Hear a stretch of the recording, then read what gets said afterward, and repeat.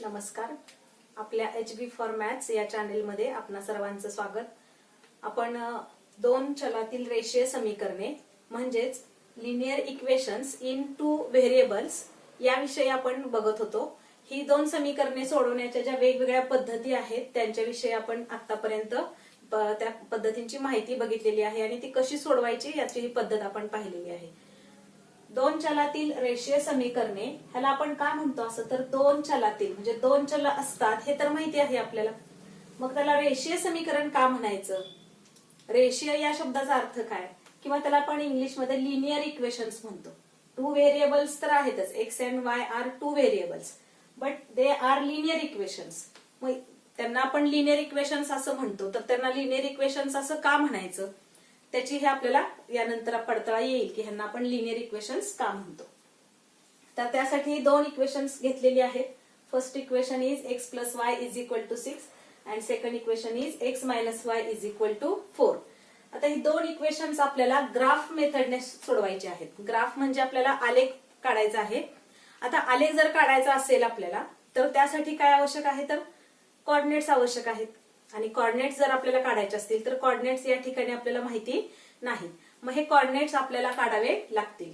परंतु आपल्याला इथं कुठल्याही प्रकारचे कोऑर्डिनेट्स माहिती नाहीत. एक्सचाही कुठलाही कोऑर्डिनेट माहिती नाहीये आणि वायचाही कोणताही कोऑर्डिनेट आपल्याला माहिती नाहीये. तर पहिल्यांदा आपल्याला काय करावं लागेल तर ह्या कोऑर्डिनेटचा जो हा टेबल आहे तो आपल्याला तयार करून घ्यावा लागेल.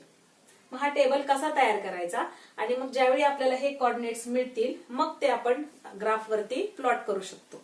म्हणजेच आलेखावरती बिंदू स्थापन करू शकतो आणि ते बिंदू स्थापन केल्यानंतर त्या बिंदूंचं स्वरूप कसं आहे हे आपल्या लक्षात येईल आणि मग त्यावरून आपल्याला समजेल की ह्या इक्वेशनला लिनियर इक्वेशन्स किंवा दोन चलातील रेषीय समीकरणे का म्हणतात ते आपल्या लक्षात येईल.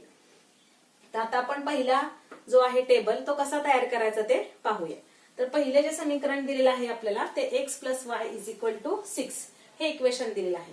आता याच्यामध्ये आता सांगितल्याप्रमाणे आपल्याला कोणताही कोऑर्डिनेट माहिती नाही. मग ह्यासाठी आपण काय करणार आहोत तर एक्स साठी आपण कोणतेही कोऑर्डिनेट्स घ्यायचे आहेत. आपल्याला जे वाटतात ते आपण शक्यतो एका अंकी संख्येतील लहान कोऑर्डिनेट्स आपण घ्यायचे आहेत. तर आपण या ठिकाणी एक्सचे 1, 2, 3 अँड 4 असे 4 कोऑर्डिनेट्स आपण घेतलेले आहेत. आता हे कोऑर्डिनेट्स आपण घेतले, एक्सचे घेतलेले आहेत. म्हणजे जर आपण एक्स इज इक्वल टू 1 असेल तर वाय इज इक्वल टू काय येईल हे आता आपण शोधायचं आहे.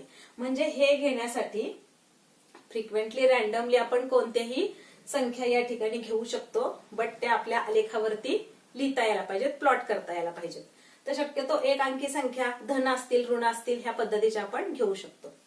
तर त्या पद्धतीने इथे 1, 2, 3, 4 हे 4 कोऑर्डिनेट्स घेतलेले आहेत फॉर एक्स. आणि मग आता याचा वापर करून आपण वाय चे कोऑर्डिनेट्स शोधायचे आहेत. मग ते शोधण्यासाठी आपल्याला कुठली कंडिशन आहे x plus y is equal to 6 या कंडिशनचा वापर करून आपल्याला आता वाय चे कोऑर्डिनेट्स शोधायचे आहेत. तर आता आपण पहिला कोऑर्डिनेट शोधूया की फर्स्ट आपण एक्स इज इक्वल टू 1 घेतलेला आहे. एक्स इज इक्वल टू 1 आणि मग आपले इक्वेशन आहे x plus y is equal to 6. X ची व्हॅल्यू या ठिकाणी आपण 1 घेतलेली आहे त्यामुळे आपण एक्स ची व्हॅल्यू जर 1 ही पुट केली तर 1 plus y is equal to 6 and as usual y is equal to 6 minus 1 और plus y is equal to 6 minus 1 that is y is equal to 5. आणि मग या ठिकाणी आपल्याला वाय चा कोऑर्डिनेट 5 मिळालेला आहे. म्हणजे अशा पद्धतीने आपण रिलेटिव्ह कोऑर्डिनेट त्यांचे शोधायचे आहेत. तर हा जो पहिला कोऑर्डिनेट मिळालेला आहे आपल्याला पहिली पेअर मिळालेली आहे 1 अँड 5. त्याचप्रमाणे आता दुसरं घेतलेलं आहे एक्स इज इक्वल टू 2. हा पहिला आपण घेतला होता, हा दुसरा आपण घेतलेला आहे एक्स इज इक्वल टू 2. आपले इक्वेशन आहे x plus y is equal to 6. X ची व्हॅल्यू आहे 2 plus y is equal to 6 and as usual y is equal to 6 minus 2 so y is equal to 4 and we got y is equal to 4. So coordinates are 2 and 4. Like this we calculate x is equal to 3. If x is equal to 3 then what is the value of y? Our equation is x plus y is equal to 6. So 3 plus y is equal to 6 So y is equal to 6 minus 3 and y is equal to 3. We got y is equal to 3 and coordinates are 3 and 3. As usual, we put the values of x and find the values of y, and these values are taken randomly as we. Then fourth value is x is equal to 4, and equation is x plus y is equal to 6. X value is 4 plus y is equal to 6. So y is equal to 6 minus 4 and y is equal to 2. म्हणजे y बरोबर 2 ही value आपल्याला मिळालेली आहे. तर x ची value 4 ठेवलेली आहे आपण, plus y is equal to 6, आणि म्हणून y बरोबर 6 आणि हा आहे तो -4, आणि so we got y is equal to 2. आणि अशा पद्धतीने y ची व्हॅल्यू मिळालेली आहे 2 आणि कोऑर्डिनेट्स मिळालेले आहेत आपल्याला 4 and 2. अशा पद्धतीने आपण कोऑर्डिनेट टेबल हा तयार करायचा आहे. आणि मग इथे तुम्हाला x च्या व्हॅल्यूज ह्या पुट करायच्या आहेत आणि त्यावरून y चे व्हॅल्यूज फाइंड करायचे आहेत. तर हे आता साधं सोपं समीकरण होतं, त्यावरून आपण ह्याचं टेबल तयार केलेलं आहे. आणि याचप्रमाणे आता आपण दुसऱ्या इक्वेशनचा सुद्धा आपण इथं टेबल तयार करणार आहोत. दुसरं इक्वेशन आहे x minus y is equal to 4, म्हणजे x वजा y बरोबर 4. तर हे जे समीकरण आहे याचे सुद्धा आपल्याला आता कोऑर्डिनेट्स म्हणजेच निर्देशक शोधायचे आहेत. तर त्यासाठी सुद्धा आपण x चे या ठिकाणी काही कोऑर्डिनेट्स घेऊयात. तर या ठिकाणी 3, 4, 5 and 6 म्हणजे 3, 4, 5 आणि 6 हे 4 मी संख्या घेतलेल्या आहेत की ज्या x चे निर्देशक आहेत किंवा x च्या किमती आहेत की ज्या त्या समीकरणामध्ये ठेवून आपल्याला y च्या किमती शोधायच्या आहेत. तर ह्या संख्या तुम्ही बदलू शकता आणि या काही संख्या ऋण सुद्धा घेऊ शकता, काही धन घेऊ शकता किंवा शून्य सुद्धा घेऊ शकता. तर या संख्या बदलून सुद्धा तुम्ही वेगवेगळे टेबल तयार करू शकता. दुसरी महत्वाची गोष्ट आपल्याला लक्षात ठेवायची की याच्यामध्ये 4 कोऑर्डिनेट्स हे काढणं अत्यंत महत्वाचं आहे. कारण बऱ्याच वेळा काय होतं की आपला जर एखादा पॉइंट चुकला किंवा एखादा कोऑर्डिनेट जर चुकला किंवा जर तो काही पॉइंट मध्ये आला किंवा फ्रॅक्शन मध्ये आला आणि कदाचित जर तो आपल्याला ग्राफ वरती प्लॉट करता आला नाही, म्हणजे आलेखावरती जर तो बिंदू आपल्याला घेता आला नाही तर आपण आलेख काढू शकणार नाही. आणि 2 पॉइंट घेतले तर ते करेक्टच असतील याची आपण खात्री देऊ शकत नाही. आणि म्हणून घेताना आपण 4 कोऑर्डिनेट्स घ्यायचे आहेत. तर आता या ठिकाणी x च्या व्हॅल्यूज घेतलेल्या आहेत 3, 4, 5 and 6, आणि आता आपण त्याच्याशी रिलेटेड असणाऱ्या y च्या व्हॅल्यूज शोधायच्या आहेत. तर पहिल्यांदा आपण x इज इक्वल टू 3, तर x minus y is equal to 4. तर x ची व्हॅल्यू 3 ठेवूया, 3 minus y is equal to 4. तर या ठिकाणी आता मायनस y आहे हे लक्षात ठेवायचे आपल्याला, इथे वजा चिन्ह आहे, बरोबर 4 minus 3, so y is equal to 1 and therefore y is equal to -1. y is equal to -1. तर इथे आपल्याला मिळालेले आहे -1 आणि कोऑर्डिनेट्स मिळालेले आहेत 3 and -1. दुसरी व्हॅल्यू आहे 4, ती पुट करूया आपण. x is equal to 4 and equation is x minus y is equal to 4. x ची व्हॅल्यू 4 पुट करूया. x ची value 4 minus y is equal to 4. So minus y is equal to 4 minus 4. So minus y is equal to 0. Therefore y is equal to 0 and we got 0. Coordinates are 4 and 0. तर अशा पद्धतीने हे solve केल्याशिवाय आपल्याला त्याचे values मिळणार नाहीत. तर हे आपण काळजीपूर्वक सॉल्व्ह करायचं आहे. ही बरीच ही मेथड आपण खूपदा एलिमिनेशन मेथड मध्ये वापरलेली आहे की x ची व्हॅल्यू पुट करून y ची काढतो किंवा y ची व्हॅल्यू पुट करून आपण x ची काढतो. तर आपण ह्या रिलेटेड व्हॅल्यूज काढू शकतो, हे आपण आधी बऱ्याच वेळा बघितलेलं आहे.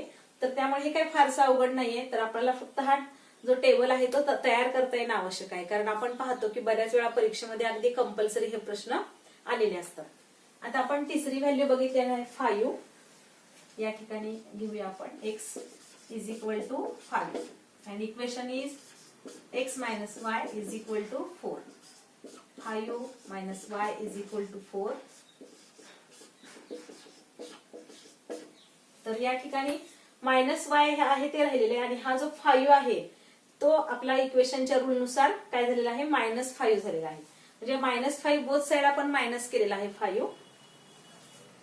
So minus y is equal to -1 and now we got y is equal to 1. म्हणजे वजा y बरोबर 4 वजा 5 वजा 1 मिळालेला आहे आणि हे दोन वजा चिन्ह आहेत, both sides are negative. So we got y is equal to 1. And आपल्याला निर्देशक मिळालेले आहेत 5 आणि 1. आणि आता चौथी व्हॅल्यू बघूया काय आहे. तर चौथी आहे x बरोबर 6. ही घ्यायची आहे आपल्याला. आपलं समीकरण आहे x वजा y बरोबर 4.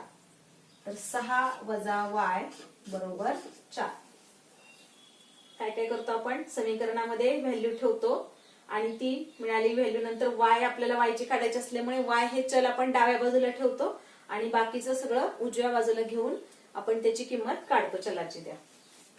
तर या ठिकाणी -y इज इक्वल टू 4 - 6 आणि -4 इज इक्वल टू -2. 4 - 6 म्हणजे -2 आणि y बरोबर 2.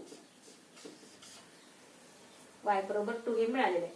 म्हणजे या ठिकाणी 2 ही किंमत मिळालेली आहे आणि 6 आणि 2 अशा पद्धतीने आपला हा निर्देशक सारणी म्हणजेच कोऑर्डिनेट टेबल तयार झालेला आहे. तर अशा पद्धतीने तुम्ही वेगवेगळ्या किमती घेऊन सोडवून आपण हा टेबल तयार करू शकतो.